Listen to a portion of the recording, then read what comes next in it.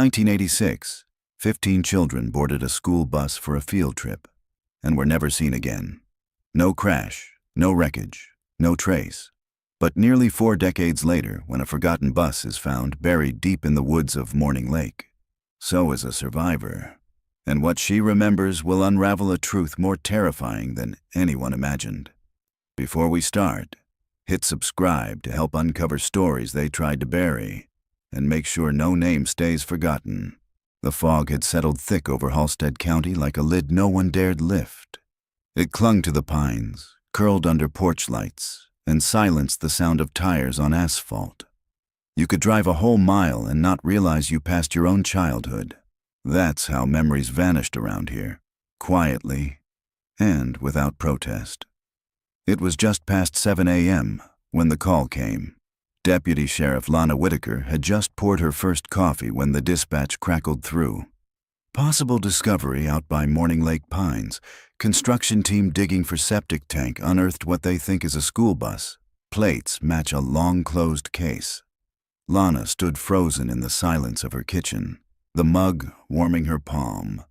Her other hand reached automatically for the notepad she always kept near the toaster. But she didn't need to write it down. She knew the case by heart. 15 children, 1 bus driver, vanished in 1986. They were students from Halstead Ridge Elementary, her school, her grade, her classmates. She'd been homesick that day, chickenpox, and for nearly 40 years, she'd carried that small, strange guilt like a splinter beneath her skin. She slid the untouched coffee into the sink, grabbed her keys, and left the house without locking the door. The drive to Morning Lake was quiet and slow, the fog dulling sound and stretching time. Pines rose on either side of the narrow 2-lane road like patient sentinels. Lana passed the old ranger station, now abandoned, and turned onto the overgrown service road that had once led to the summer nature camp the kids were headed for. She remembered how excited they'd all been. The last field trip before summer break. A lake, a fire pit, and new cabins built by volunteers. She remembered the photos in the yearbook, smiling faces pressed against the bus windows. Kids with Walkmans, cartoon backpacks, disposable cameras. She remembered them all. When she arrived, the construction crew had already cleared a perimeter. The yellow of the bus was visible in patches beneath the mud, dull, cracked, and half-crushed under the weight of the years. A backhoe stood motionless beside it like a guilty beast that had just unearthed a grave. "Ma'am?" The site foreman greeted her, removing his hard hat. "We didn't touch anything once we saw what it was. You'll want to see this." Lana nodded, her throat too tight to speak. They had cleared one side of the vehicle enough to open the emergency exit door. A sour, earthy smell hung in the air, and inside was dust, mold, and the brittle decay of time. The seats were still in place. Some of the seat belts were latched. A pink lunchbox sat on the floor beneath the 3rd row. A child's shoe lay on the back step, covered in dried moss. But no bodies. The bus was empty. That made it worse somehow. A hollow monument. A question mark buried in dirt. Lana stepped inside, her boots creaking on the warped floor. The air was stale and heavy. As she reached the front, she saw it. Taped to the dashboard, barely faded. A class list. Written in the looping, cheerful handwriting of Ms. Delaney, the homeroom teacher who had vanished with them. 15 names, all ages 9 to 11. At the bottom, someone had scrawled a message in a different hand. Darker, sloppier. Written over top in red marker. "We never made it to Morning Lake." Lana stepped back out of the bus. The air colder now. Somewhere behind her, a bird called out, but it sounded more like a warning than a greeting. She turned to the site foreman, her voice flat. "Seal off the area. No one touches anything else until the state team gets here." "Yes, ma'am." She looked back at the bus, framed by pines and silence. They were supposed to be gone for 2 days. Instead, They never came back. And now, after nearly 4 decades, the bus had returned without them. But someone had been here. Long enough to write that note. Long enough to leave behind a message. The old Halstead County Records building smelled of mildew and lemon cleaner. Its ceiling fans spun lazily, like they were waiting for the rest of the county to catch up. Lana stood at the counter, her fingers drumming on the wood as the clerk retrieved a case box from the archives. It had been 20 minutes since she left the bus site, but her hand still felt dirty with its dust. "Here we are," the clerk said, sliding the file forward with both hands like it might fall apart if mishandled. Field Trip 6B, Halstead Ridge Elementary, May 19, 1986. Sealed after 5 years. No updates. Lana nodded and carried the heavy box to one of the side desks.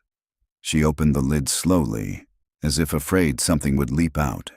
Inside, photos of the children, Xeroxed class rosters, a list of personal items reportedly packed for the trip, and at the very bottom, a report stamped in red. Missing persons, presumed lost. No evidence of foul play. That stamp had haunted the town for decades. No evidence, no foul play, no children. But Lana had always suspected there was more. Everyone had. The bus driver's name was Carl Davis, a part-time employee, recently hired, barely vetted. He had no wife, no children, and had reportedly skipped town shortly after the disappearance. He was never found either. And then there was the substitute teacher. Ms. Delaney was sick that week. In her place, M. Atwell, a woman no one remembered hiring. The records listed her address, but it was now an overgrown lot on the edge of town. She'd never been seen again either. Lana leaned back in her chair, staring at the photocopied class photo. She still remembered their names, their laughter in the halls, their little backpacks swinging as they raced toward the yellow bus in the parking lot. She traced a finger over one face in particular, Nora Kelly. Wide green eyes, a missing tooth, and a pink ribbon tied in her hair. Nora had lived 2 houses down from Lana back then. They had shared popsicles on the curb every summer. The photo made Lana's chest ache, until a knock snapped her back into the present. Deputy Harris stood in the doorway, eyes wide. "Sheriff, you need to see this." They were at the hospital 15 minutes later. A woman had been found by a fishing couple half a mile from the dig site. She was barefoot, dressed in tattered clothes that didn't match any local brands. She was dehydrated, malnourished, and barely conscious, but she was alive. The nurse stopped Lana outside the exam room. "She's stable, no ID, mid-30s. Keeps saying she's 12 years old. We thought it was trauma until she gave us her name." The nurse handed Lana a clipboard. Scrawled across the top in trembling handwriting, "Nora Kelly." Lana's knees nearly buckled. "She says she was on a school field trip," the nurse added gently, "and that she's been trying to get home ever since." The woman inside the room sat up slowly when Lana entered. Her hair was long, tangled, her face drawn and pale. But the eyes, they were unmistakable. Green, wide. Lana stopped at the foot of the bed. "Nora?" The woman blinked. Her eyes welled up. "You got old," she whispered, a tear sliding down her cheek. Lana felt her throat close. You remember me?" Nora nodded. "You had chicken pox. You were supposed to come too." Tears burned in Lana's eyes. She walked slowly to the chair beside the bed and sat, too stunned to speak. "They told me no one would remember," Nora whispered. "That no one would come." "Who told you that?" Lana asked gently. Nora looked past her, out the window. Then she turned back, voice a whisper. "We never made it to Morning Lake." The sun had dipped behind the trees by the time Lana drove back to the sheriff's office. The golden hour light filtered through the blinds, casting long stripes across her desk. She didn't sit down. Instead, she stood staring at the whiteboard she had cleared that morning. It now held 15 names, tacked up in 2 neat columns, Above them, in red marker, Morning Lake Field Trip, May 19, 86. Below, a new heading. Nora Kelly, survived, returned. She circled Nora's name, then added, found May 5th, 2025, near Morning Lake site. Appears to have aged normally, believes she's 12 years old. No memory of events after the bus left school, repeats the phrase, we never made it to Morning Lake. Lana exhaled slowly. Something didn't make sense. If Nora had been alive all this time, where had she been? And what about the others? By 9 p.m., she was back at the hospital. The doctors had run basic evaluations. No signs of injury beyond sun exposure, dehydration, and psychological trauma. Her DNA was being processed, but Lana didn't need the test. It was her. She was sure. Nora had been moved to a quieter wing. When Lana entered, she found her curled beneath a blanket, staring at a small paper cup of water on the tray. Hi again, Lana said softly. Nora looked up. Her face still held the gaunt fragility of someone too long away from the world, but her voice was clearer. You believe me, don't you? I do, Lana said. Nora gave a sad smile. Most don't. Lana took a seat. Can I ask you something? Nora nodded. Do you remember the bus ride? Nora looked down. Only the beginning. The driver didn't talk much. He wasn't our usual guy. And there was someone else, a man, waiting by the fork in the road. Lana leaned forward. Do you remember what he looked like? Not really. I think he had a beard. I just remember what he said. What was that? Nora's voice dropped to a whisper. He said the lake wasn't ready for us yet, that we'd have to wait. Lana felt the chill crawl up her arms. He got on the bus, Nora said. And then, I don't know. I woke up in a barn, but it wasn't a barn anymore. It was like a home. But the windows were covered, and the clocks were all wrong. What do you mean? They always said it was Tuesday, even when it wasn't. They wouldn't let us talk about before. We had to use new names. Lana tried to keep her face neutral. Who's they? Nora swallowed. There were two of them at first, a woman and the man. She called him Mr. Avery. I don't know if it was his real name. She disappeared after a few months. I think she got sick. Do you know where the barn was? Nora shook her head. They moved us around, sometimes in vans. We weren't allowed to look outside. They said people had forgotten about us, that it was better this way. Lana sat in stunned silence. Some of the others, they forgot. About school, about home, Nora said. But I didn't. I never did. Lana reached into her coat pocket and slid something onto the tray. A faded yearbook photo. Nora picked it up and stared. That's me, she whispered. And that's Caleb. And Marcy. And... She stopped, her eyes filling with tears. You kept this? Lana nodded. I never stopped. Nora clutched the photo to her chest. Later that night, Lana sat alone in her truck parked outside the old Halstead barn on County Line Road. She'd remembered something from Nora's description, about the clocks, the way the windows were boarded. This barn had belonged to a man named Frank Avery. He died in 2003, but he had a son. Name, Martin Avery.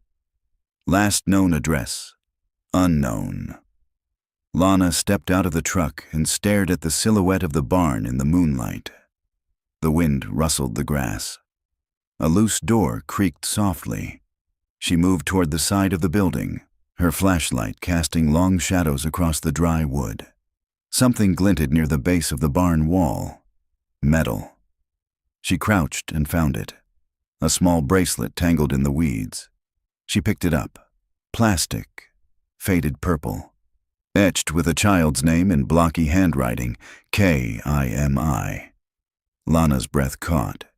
Kimi Leung, one of the 15. A quiet, artistic girl who loved cartoons and wrote her name on everything. Lana stood slowly, her heart pounding. The past wasn't just whispering anymore. It was screaming. The bracelet was still in Lana's hand when she returned to the station just after midnight. She didn't turn on the overhead lights, just the lamp on her desk, casting a pool of amber across the surface. The rest of the office remained quiet and still. She placed the bracelet beside the class photo, lining it up with the face of Kimi Lung. She'd been 10 years old, wore glasses, loved dinosaurs. And now, this. Found beside a barn linked to a man with no current address. Lana picked up the landline and dialed the Texas Missing and Unsolved Cold Case Unit. She left a detailed message, requesting a full report on Martin Avery and his last known associates. She didn't expect an answer until morning. But something was happening now, and she couldn't sleep with ghosts pressing in at the windows. By sunrise, the Morning Lake dig site was buzzing with quiet urgency. More of the earth around the buried bus had been cleared, and a second team from the state's Historical Preservation Unit had arrived to document the excavation. Less because of its history, and more because of what it now represented. Lana stood beside the emergency exit, arms folded, watching the forensic techs catalog every inch of the hollowed shell. She had barely slept. Her mind was too loud with memory and unease. "Sheriff," one of the investigators called, lifting a sealed evidence sleeve. "You're going to want to see this." She walked over. The tech, a man in his late 40s with square glasses and a quiet voice, held the plastic pouch carefully. Inside was a photograph. Color, slightly curled at the edges, but not aged like it should have been. Lana frowned. Where was it? Wedged behind the metal paneling above the back left window. Looked recently placed, honestly. She took the photo and studied it. It showed a group of children, maybe 8 or 9 of them, standing in front of what looked like a low wooden building. A barn? A lodge? It was hard to tell. The siding was weathered, the windows boarded. The kids' expressions were strange, blank, not frightened, not smiling, just absent. A few of the faces were unmistakable. Marcy, Kimmy, Caleb, and there, in the center, Nora. Her green eyes wide but vacant. But Lana's stomach dropped as she noticed something else. Behind the children, barely visible in the shadows of the doorway, was a man. Tall, bearded, his face mostly obscured by a wide-brimmed hat. She flipped the photo over. There was writing on the back. The Chosen, Year 2. No date, no location, just those words. Back at the station, Lana laid the photo beside the ghost notebook and her growing collection of names and fragments. Year 2. That meant they had been held for longer than she dared imagine. She opened a county map and began cross-referencing all Avery-owned properties, abandoned buildings, and old religious sites in the area. One caught her eye. Riverview Camp, an old summer retreat for children, purchased in 1984 by a private family trust. The land records had been scrubbed. The property had remained off-grid since the early 90s. It sat at the edge of the national forest, 30 miles from the bus site. Lana circled it in red ink. That afternoon, she brought the photo to Nora. The moment the image touched her hands, Nora gasped. Her fingers trembled. "This was after the first winter," she said softly. "We were made to pose once a season, to show progress." She looked up, tears forming in her eyes. "That building, it's where they kept us the longest." "Do you know where it is?" Nora shook her head slowly. "We weren't allowed outside without blindfolds, but I remember sounds, a river, a whistle at sunset, and the air, it always smelled like burning pine." Lana's mind clicked into gear. Riverview Camp was named for its proximity to a river bend, and there had once been a logging train that passed through that region. Its whistle used to echo for miles at dusk. "Do you recognize this man?" Lana asked, pointing to the shadowed figure in the photo. Nora hesitated. "That's not Mr. Avery," she whispered. "That's someone worse." "Worse?" They called him Father Elijah, but he wasn't a priest. He just liked the sound of it. Lana felt a chill work up her spine. What happened to him? Nora stared at the photo. I don't know. He just stopped coming one day, after year 3. Then we were moved again. Different place, different rules. Some didn't make it, some... She broke off, her voice cracking. Some forgot their own names. Lana placed a gentle hand on Nora's. You didn't forget, she said. You came back. Nora gave a fragile nod. But they're still out there. Some of them. I feel it. The others. She looked Lana directly in the eyes. They don't want to be found. That night, Lana drove north toward Riverview Camp. The road narrowed to gravel, and the trees thickened like walls. Fog gathered low on the ground, curling between roots and old fence posts. Her headlights caught a faded wooden sign half swallowed by vines. Riverview Youth Retreat. Private land. She parked at the edge of the old property line and stepped out. The silence was absolute. No birds, no rustling wind. Just the low hiss of distant water. Maybe a river. Lana took a flashlight and followed the overgrown path. Halfway down the trail, she saw it. The building from the photo. Its roof sagged. The porch was rotted through, but the walls were the same, wooden siding blackened at the corners. The windows were boarded from the inside. She approached slowly. Just before stepping onto the porch, she froze. In the dirt, fresh footprints. Small ones, a child's. Lana reached for her gun, her voice low, cautious. Hello? Anyone here? Silence. Then, from somewhere inside, the soft creak of floorboards. And a whisper. A child's voice, just audible in the dark. You're not supposed to be here. Lana's hand gripped the flashlight tighter as she stepped slowly onto the warped porch. The wood groaned under her weight. Another whisper echoed from inside, low, almost playful. She came anyway. The door was cracked open, just a sliver. No recent signs of forced entry, no new locks or chains, but the smell, earthy and metallic, drifted out like the air hadn't moved in years. Lana nudged the door with her foot. It opened with a long creak. Her beam swept across the room. Bare walls, dust-choked air, the skeletal remains of furniture long since abandoned. But what caught her eye first was what had been carved into the far wall. Words, children's names, some scratched shallow, as if rushed, others carved deep, angrily, again and again like someone was trying not to forget. Kimi Marcy Elijah, crossed out. Caleb Sam, question mark beside it, J.N. Nora, 3 times, one below the other. Lana swallowed hard. This wasn't just a hiding place. It had been a prison. She stepped forward, her boots stirring the dust.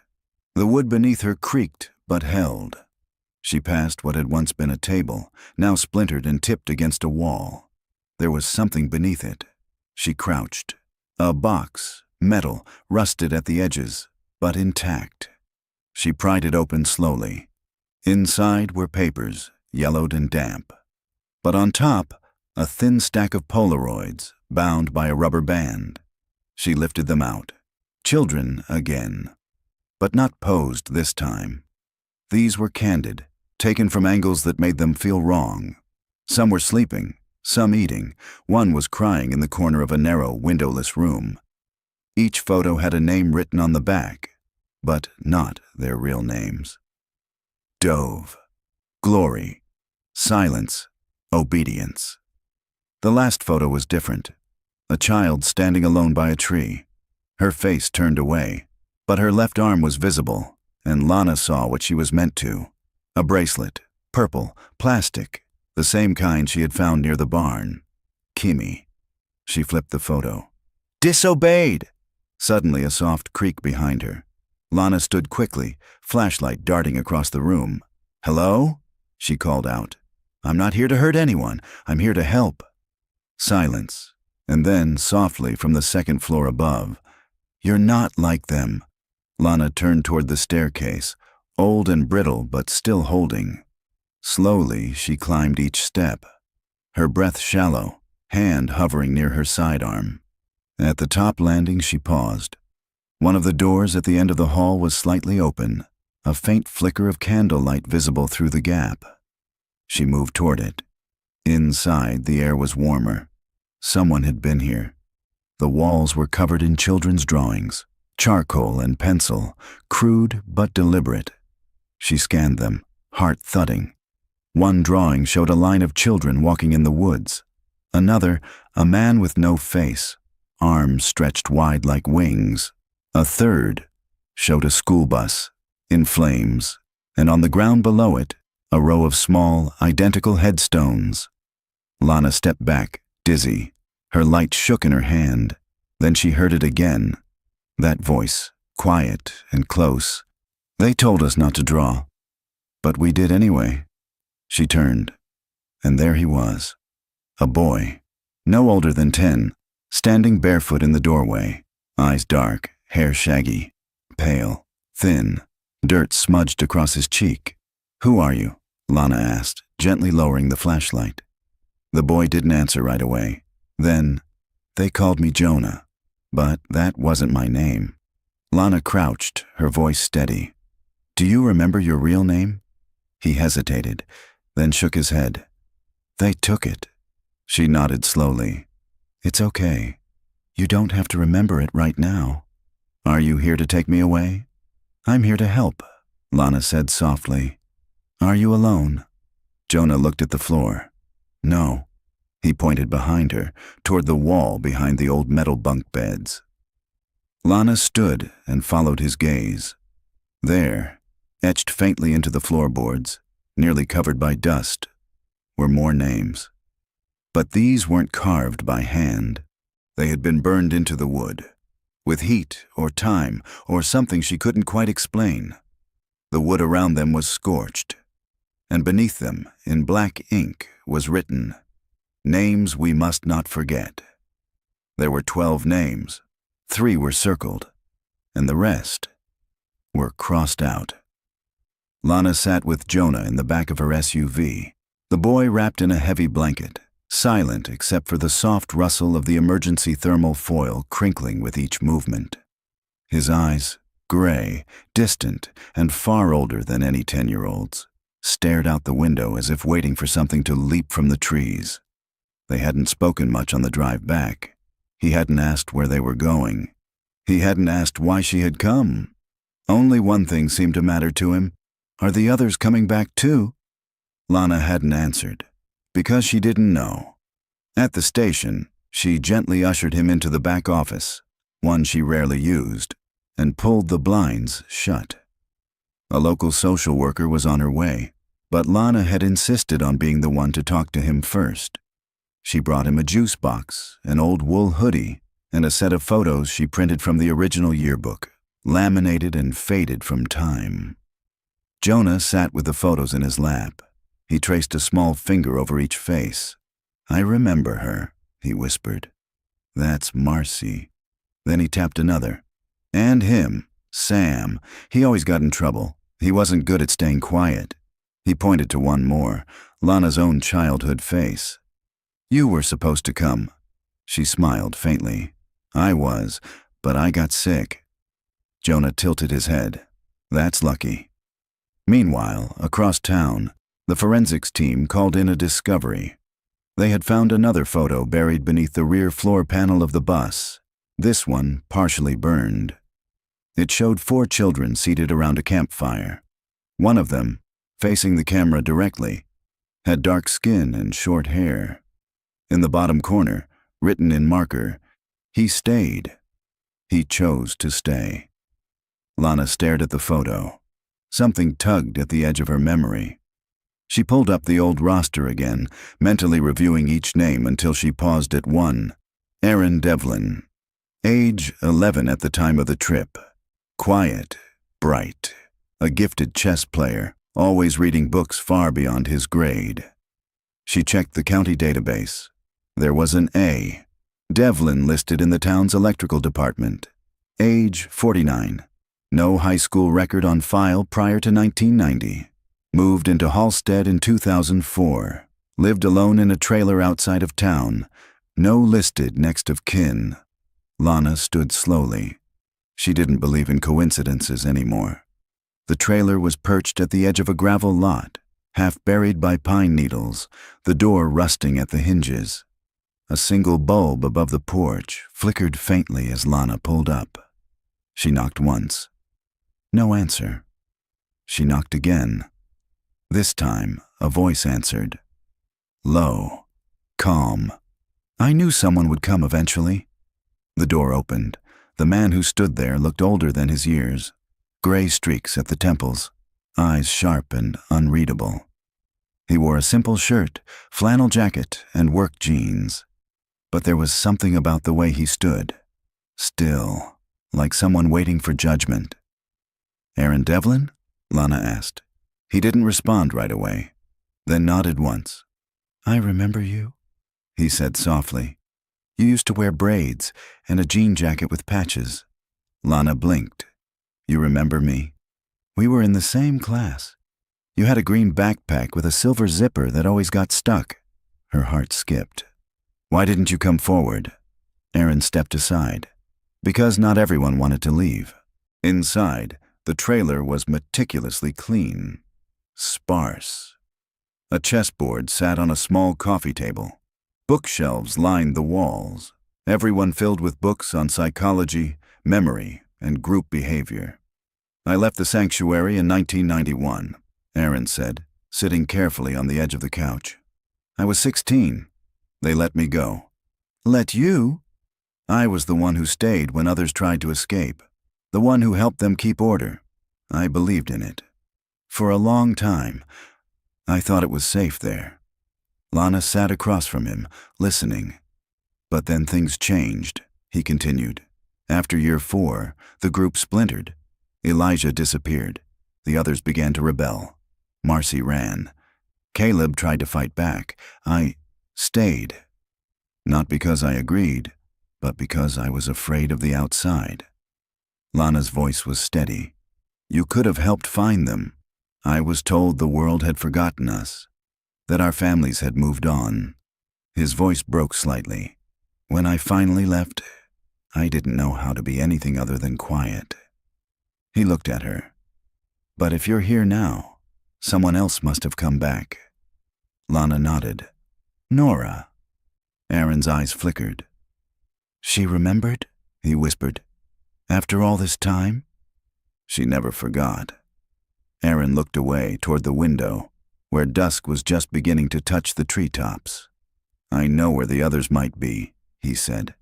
At least, where they were sent. After the fires. Fires? Aaron's hands clenched. There was an uprising. Some of the kids, older by then, they set part of the sanctuary ablaze. The group scattered. The younger ones were moved, split up, hidden under new names. He stood. They buried the truth in the woods, but I can take you there. That night, Lana met Nora in her hospital room and showed her the photo of the boy at the fire. Her breath caught. She stared at it like she was seeing a ghost. He stayed behind, she whispered. We thought he was gone, but he stayed, and they listened to him. She looked up. Do you think he remembers us? Lana nodded slowly. He remembers everything. The forest felt different now, not wild or free, but watchful, as though it remembered what had been done here. The leaves rustled, but the air was still. Each step Lana took on the narrow trail behind Aaron Devlin stirred the silence like dust. He hadn't said a word in the last mile, only walked with a quiet urgency, hands in the pockets of his jacket, eyes never straying from the path. Nora hadn't come. Her body too weak, her memories too raw, but Lana had promised to go, to see what was left, and to try to find who wasn't. They reached a small clearing just after noon. Surrounded by towering pines, a half-collapsed structure leaned against the hillside. The roof had caved in. Vines twisted up through the wooden frame like nature was trying to reclaim what man had hidden. This was the original sanctuary, Aaron said quietly. The first site. The place we were taken after the bus was diverted. It used to be bigger. There were 4 cabins, a lodge, and 2 underground cells. Lana paused. Cells? He nodded slowly. They called them reflection rooms. But they were just pits. No light, no noise. Just the sound of your own thoughts until they stopped making sense. Lana's stomach turned. They put kids in there? Marcy, Kimmy, Nora once, for saying the word school. I let it happen. His voice cracked. I didn't stop it. I believed it was the only way we'd survive. Lana took a deep breath and stepped into the ruins. Inside, the smell of mildew and ash lingered faintly. Scorched floorboards, broken furniture. But in one corner, shielded beneath the collapsed beam, was something intact. A set of 3 small lockers, rusted but still upright. Aaron joined her. These were ours, he said. They made us keep only what they gave us. Blank books, uniforms, 1 spoon. But some of us hid pieces of who we used to be. Lana pulled open the first locker. Empty. The second, barely ajar, held only a torn shoe and a melted crayon. But the third, something was there. A bundle wrapped in cloth. She carefully lifted it out and opened it. Inside, a cracked cassette player, a child's bracelet, and a drawing, carefully preserved in plastic. It showed a girl standing on a hill, beneath a full moon. She wore a red ribbon, and in her hand was a sign. 3 words were written on it. We are still here. Lana knelt, the drawing in her lap. It wasn't just a plea. It was a declaration. Aaron crouched beside her. Nora drew that. I remember, the day before she ran. You said they scattered the others, Lana whispered. Where? He pointed toward the ridge behind the old sanctuary. There's a second trail. Hidden. That's where they moved the younger ones when the fire came. They didn't call it sanctuary anymore. What did they call it? Aaron's eyes darkened. Haven. 2 hours later, Lana stood at the crest of the ridge. The sun was beginning to dip low, sending long beams through the trees. Ahead, partially camouflaged by moss and age, stood a concrete structure built into the hillside. There were no signs, no markings, no path, only a steel door rusted at the hinges. Aaron approached it slowly. This was where they took the ones too young to question, or the ones too broken to resist. It was quieter here, colder. They didn't teach anymore, just observed. Observed. They'd call it watching the fruit ripen. I didn't understand what they meant at the time, but it was about control, about waiting. For what? Lana asked. Aaron looked away. For obedience, for full forgetting. He placed his palm on the cold metal. There's a room inside, sealed, last I saw. They called it the garden. No lights, just voices. They made some of us stay in there until we stopped asking to leave. Lana shivered. And what happened to the ones who didn't stop asking? He didn't answer. They pried open the door with an emergency jack from Lana's truck. The air inside was damp and still. Her flashlight beam swept across cement floors, water-stained walls, and broken furniture. Scratches lined the walls. Names, symbols, short messages etched with fingernails, keys, or worse. But what stopped Lana cold was a small door to the right. A plaque hung crookedly above it. The only word on it, garden. She turned to Aaron. He nodded slowly. Some of them are still alive, Sheriff, he said quietly. I don't know where, but I know it in my bones. He stepped back, his voice a whisper, because I hear them in my dreams, calling each other by the names they weren't supposed to say. Back at the hospital, Nora awoke just after midnight, heart pounding, breath shallow. The fluorescent lights flickered gently overhead. A nurse entered, startled by her expression. You okay, sweetie? Nora stared at her. I had a dream, she whispered, but it wasn't mine. The nurse leaned closer. There was a room, Nora continued. No light, cold walls, and someone whispering. She swallowed hard. They were saying my name. The garden wasn't a room. It was a void. Lana stood just inside the threshold, her flashlight beam trembling as it pierced the heavy dark. The walls were close, the ceiling low, and the air, thick and unmoving, felt as though it hadn't been breathed in decades. No furniture, no windows, just concrete. But the smell, that same faint mix of damp earth, old metal,